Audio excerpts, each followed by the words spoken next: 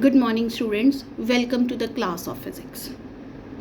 इस वीडियो में मैं जिस भी टॉपिक को लेके डिस्कस करने वाली हूँ उस टॉपिक में हमारे पूरे इंडियंस का एक इमोशन है।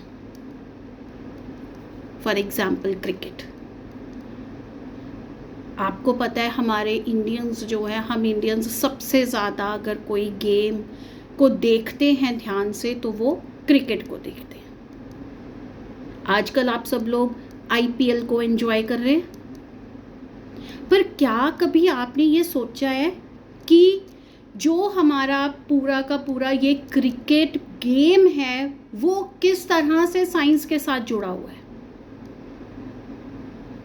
आपने सुना होगा कि कितने टाइप्स के हमारे बॉलर्स हैं।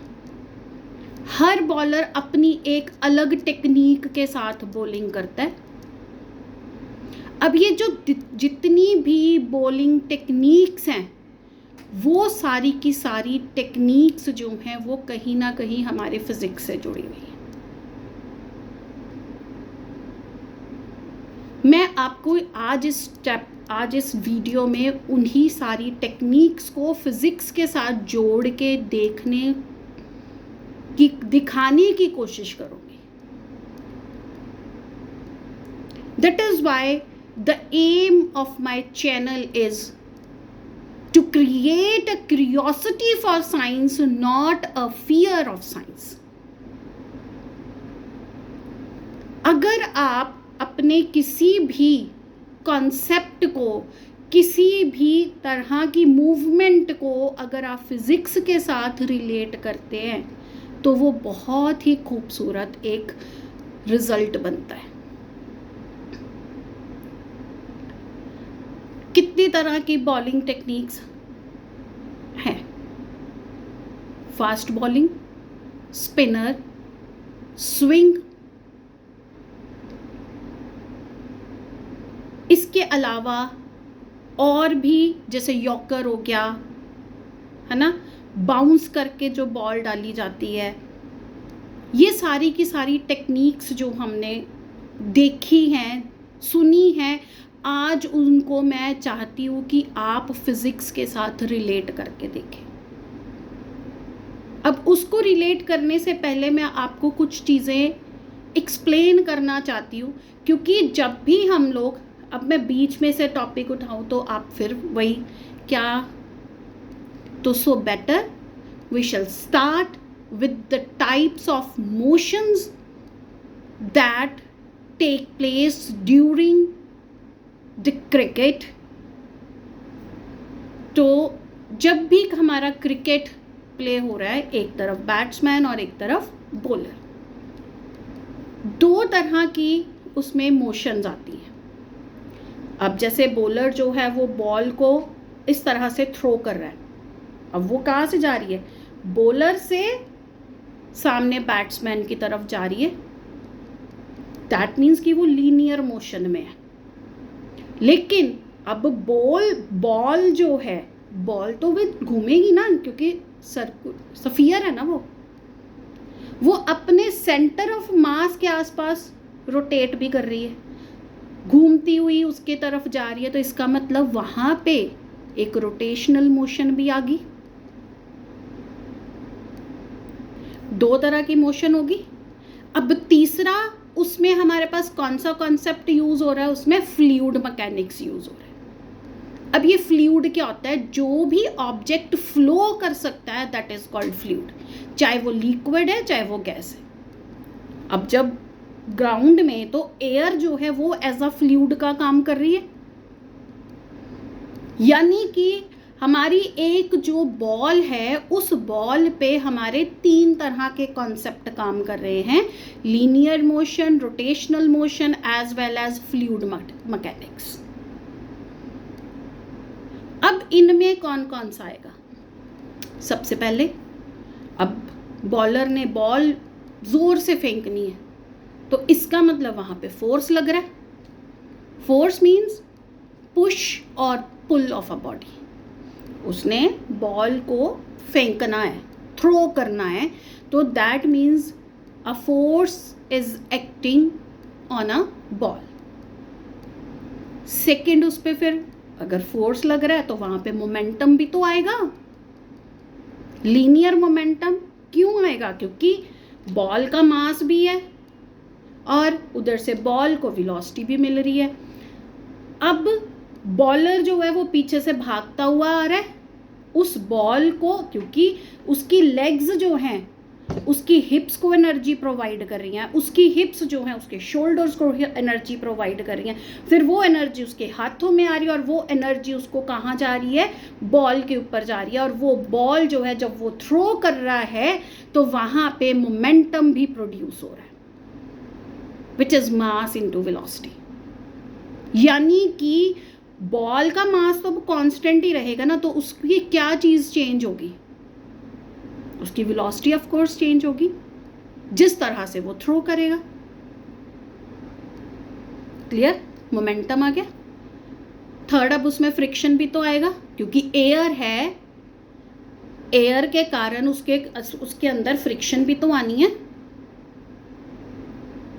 ठीक है, एयर ने उसके आसपास एक फ्रिक्शन भी तो क्रिएट करनी है, जिसके कारण उसकी एनर्जी में चेंज आएगा, क्योंकि उसने एयर की लेयर्स को क्रॉस करके बैट्समैन तक जाना है। क्लियर हो क्या? लीनियर मोशन में हमने इसमें 3 कॉन्सेप्ट कौन से पढ़ने हैं? Force, momentum and friction. Next है हमारा रोटेशनल मोशन। अब जो रोटेशनल मोशन है उसमें सबसे पहले फोर्स का सब्स्टिट्यूट टॉर्क आएगा। रोटेशनल में फोर्स की जगह अब क्या आएगा? टॉर्क आएगा। अब टॉर्क क्या होता है? टॉर्क होता है जिस फोर्स के साथ हम बॉडी को रोटेट करने में हेल्प करते हैं। इसकी एक एग्जांपल ले लो, हमारा डोर का एग्जांपल लो। डोर बंद है, डोर क्लोज है, इस तरह से क्लोज है, उसका हैंडल पकड़ा और उसको हमने खोलना शुरू किया, तो आपने क्या देखना है? डिफरेंट डिफरेंट एंगल्स फॉर्म हो रहे हैं जब वो डोर ओपन हो रहा है।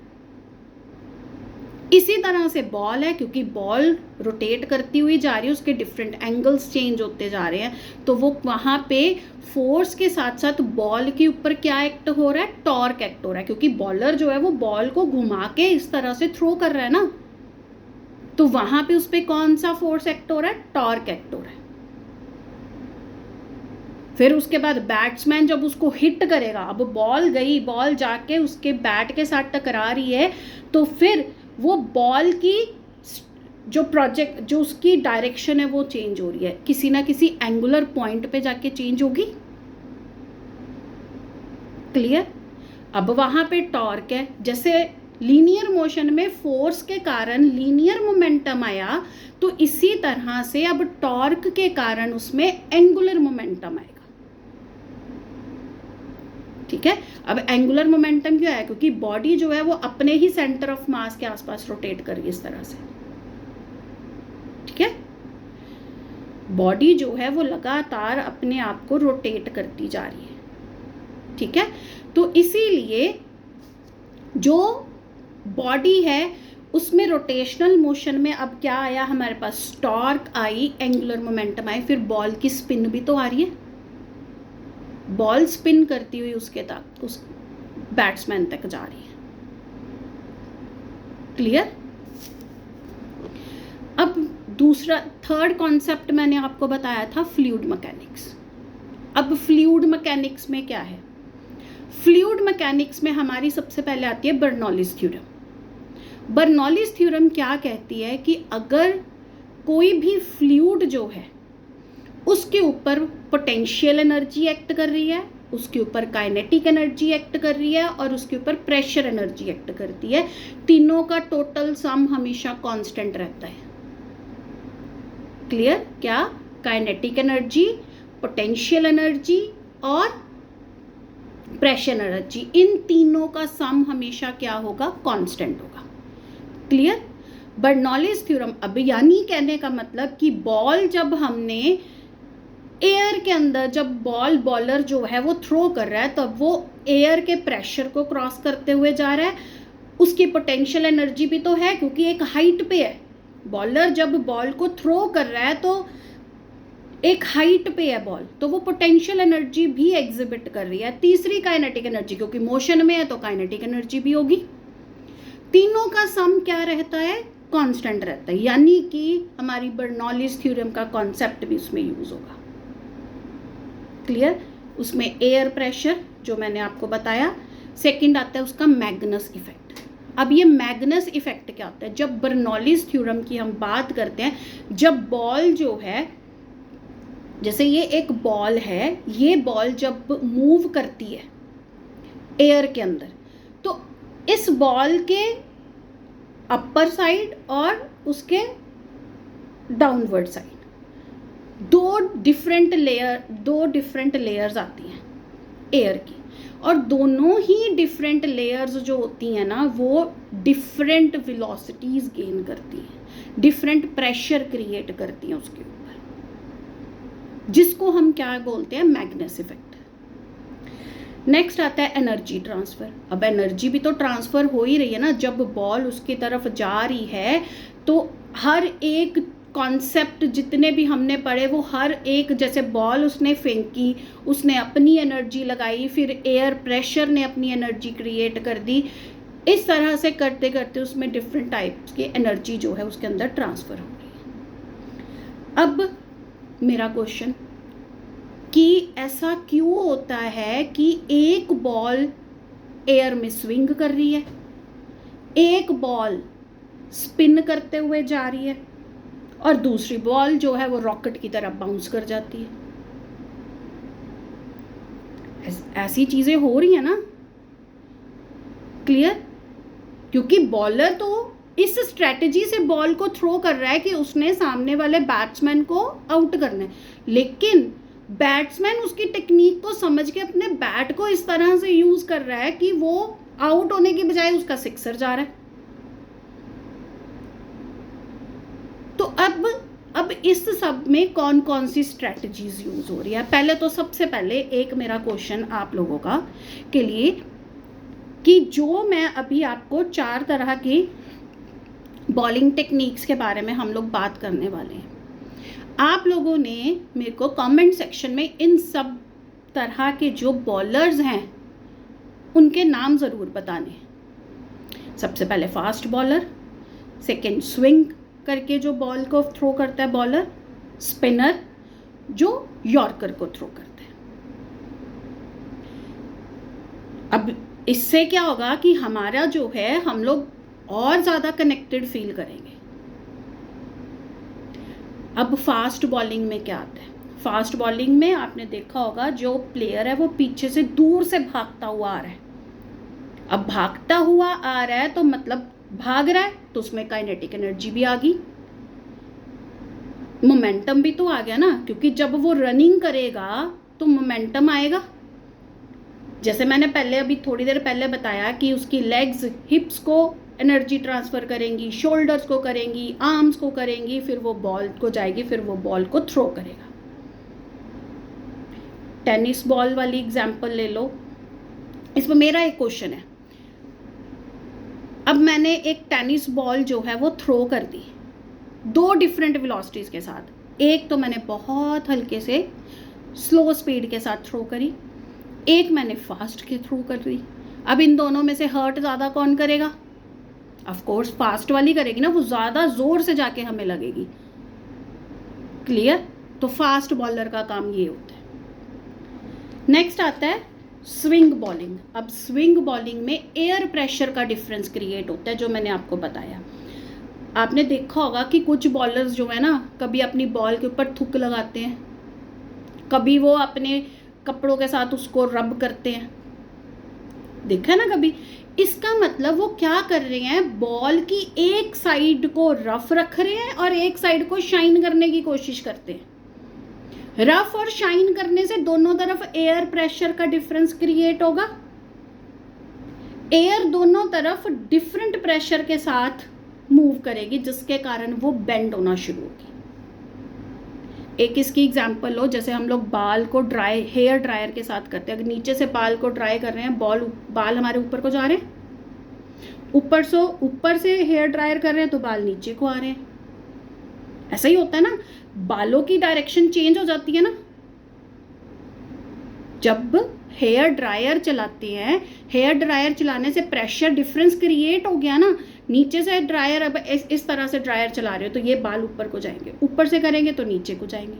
तो इसका मतलब कि हेयर ड्रायर जैसे काम करता है हमारे बालों के ऊपर, बालों की डायरेक्शन चेंज होती रह रही है क्योंकि दोनों में एयर प्रेशर का डिफरेंस क्रिएट हो रहा है। उसी तरह से जब बॉल जो है स्विंग बॉलिंग की जाती है तो वहाँ पर भी जो बॉलर है वो क्या करता है, उसकी बॉल की दोनों साइड्स में एक साइड को शाइन रखता है और एक साइड को रफ रखता है ताकि उन दोनों में एयर प्रेशर का डिफरेंस क्रिएट हो सके। क्लियर? ये थी स्विंग बॉलिंग। नेक्स्ट आती है स्पिन बॉलिंग। अब ये स्पिन में क्या होगा, स्पिन में टॉर्क होगा क्योंकि उसने डायरेक्शन चेंज करनी है, उसने फोर्स चेंज करना है। स्पिन करके बॉल इस तरह से घूमती हुई आगे जानी है। स्पिन के साथ उसमें स्पिन होने से बॉल की टॉर्क में और एंगुलर मोमेंटम में चेंज आएगा क्योंकि बॉल रोटेट में है, रोटेशन में है, स्पिन करती है। स्पिन कैसे करती है, जैसे हमारी अर्थ स्पिन कर रही है, ठीक है। तो स्पिनिंग में जब हमारी बॉल आ रही है तो उस वक्त उसके ऊपर दो कॉन्सेप्ट्स लग रहे हैं, टॉर्क लग रहा है और एंगुलर मोमेंटम लग रहा है। आपने देखा होगा जब स्पिनर अपनी बॉल को पकड़ता है ना तो वो उसकी फिंगर्स की डायरेक्शन को देखना, वो इस तरह से बॉल को पकड़ के रखता है, फिर वो बॉल को इस तरह से पकड़ के वो इस तरह से रोटेट करता है, एकदम से इस तरह से उसने बॉल पकड़ी हुई है और दूसरे हाथ से वो बॉल को रोटेट कर रहा है। रोटेशन से हो रहा है ना क्लियर। तो अब टॉर्क क्या कर रहा है, बॉल को रोटेट करने में हेल्प कर रहा है, लेकिन वहाँ पे फ्रिक्शन, एयर की फ्रिक्शन तो है ही है, तो वो उसकी डायरेक्शन को चेंज करने में हेल्प कर देता है। क्लियर हुआ? अभी हमने कितनी तरह की टेक्निक्स पढ़ी, फास्ट बॉलिंग पढ़ी, स्विंग बॉलिंग पढ़ी और अभी हमने पढ़ी स्पिन बॉलिंग। अब नेक्स्ट जो है वो आया मैग्नस इफेक्ट, जिसको मैजिक कर्व्स भी बोला जाता है। अब इसमें क्या है, जब बॉल स्पिन करती है एयर के थ्रू, तब मैंने आपको बताया कि उसकी अपर लेयर में बॉल की और नीचे वाली जो लोअर लेयर्स हैं उसमें दोनों में अलग तरह का एक प्रेशर डिफरेंस क्रिएट हो जाता है, वहाँ पे बॉल की कर्व्स बनती हैं, ठीक है। तो उसके कारण बॉल जो है वो लाइट वेट, जैसे हम लोग कहते, एक एग्जांपल ले लो कि एक हमने वो टेबल टेनिस वाली बॉल ले ली, उसके नीचे हमने एक ड्रायर लगा दिया तो वो ऊपर को उछलती जाएगी, इसी तरह से। क्लियर? वो है हमारा मैग्नस इफेक्ट। फिर आता है यॉर्कर।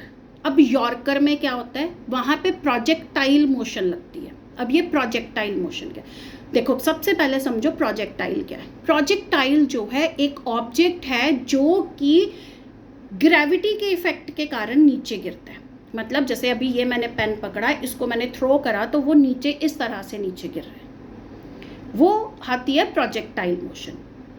क्लियर? तो जो वो पाथ कवर करती है उसको हम बोलते हैं ट्रेजेक्ट्री। बॉडी प्रोजेक्टाइल है और जो वो पाथ कवर कर रही है इस तरह से मैंने ऊपर से नीचे फेंकी तो वो क्या है, ऑब्जेक्ट हो गया प्रोजेक्टाइल, और जो पाथ हो गया वो हो गया ट्रेजेक्ट्री। अब यहाँ पे बॉलर क्या करता है, बॉलर जो है ना वो सोचता है कि बैट्समैन को मैं किस एंगल पे, किस स्पीड पे और किस पॉइंट पे जाके मेरी बॉल बाउंस करे ताकि वो आउट हो जाए, तब वो यॉर्कर डाला जाता है। क्लियर? समझ आया? यॉर्कर में हमेशा प्रोजेक्टाइल मोशन को फॉलो किया जाता है। नेक्स्ट आता है हमारे पास बाउंसर। अब बाउंसर में क्या होगा, बाउंसर वाला मीन्स रीबाउंड हो सके, यानी कि वहाँ पे एनर्जी के साथ साथ रीबाउंस भी हो रहा है, बाउंड भी हो रहा है। तो उसमें क्या करते हैं कि वहाँ पे जो स्पीड होती है वो इम्पैक्ट के बाद भी रिटेन्ड रहती है। अब इम्पैक्ट क्या होता है, असर। क्लियर? वो इम्पैक्ट के बाद भी अपने आप को स्पीड जो है वो रिटेन्ड रखती है। इसकी एक एग्जांपल ले लो, एक बॉल हमने हार्ड सरफेस पे मारी, एक बॉल हमने मान लो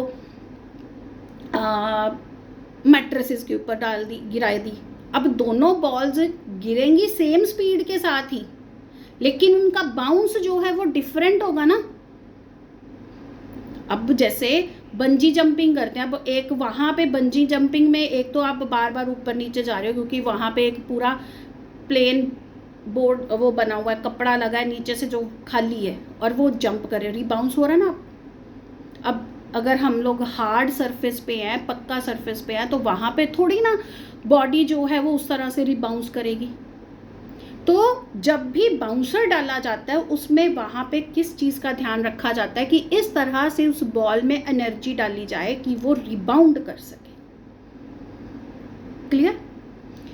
नेक्स्ट आता है मिस्ट्री स्पिन। अब मिस्ट्री स्पिन में हमारे पास यहाँ पे क्या होगा कि जो सामने वाला बैट्समैन है वो कोशिश करेगा किसके स्टडी करने की, जो सामने बॉलर है वो उसके ध्यान देगा, उसके हाथों की तरफ ध्यान देगा।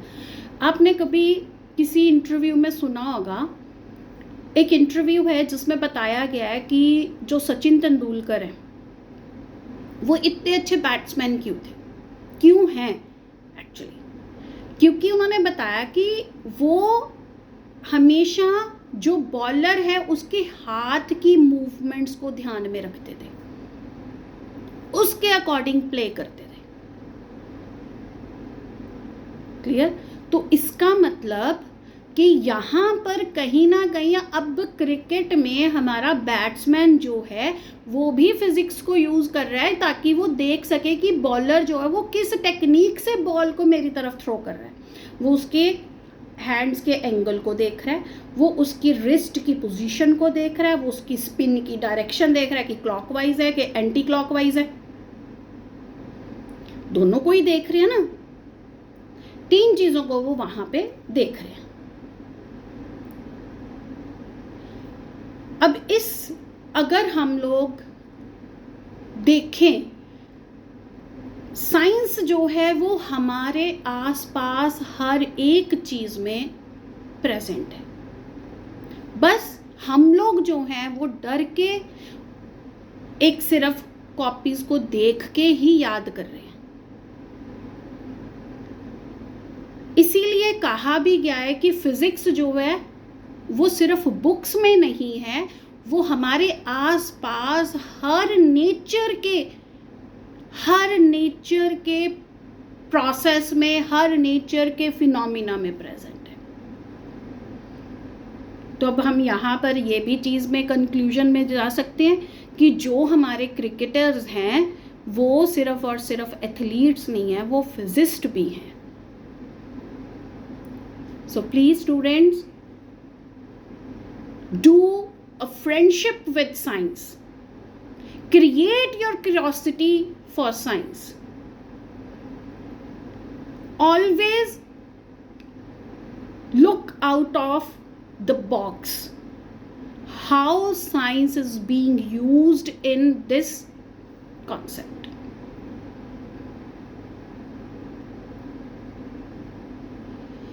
So please subscribe and comment subscribe my channel and comment your answers that questions I have asked in, and also give suggestions for more topics that you want me to relate with science. Thank you.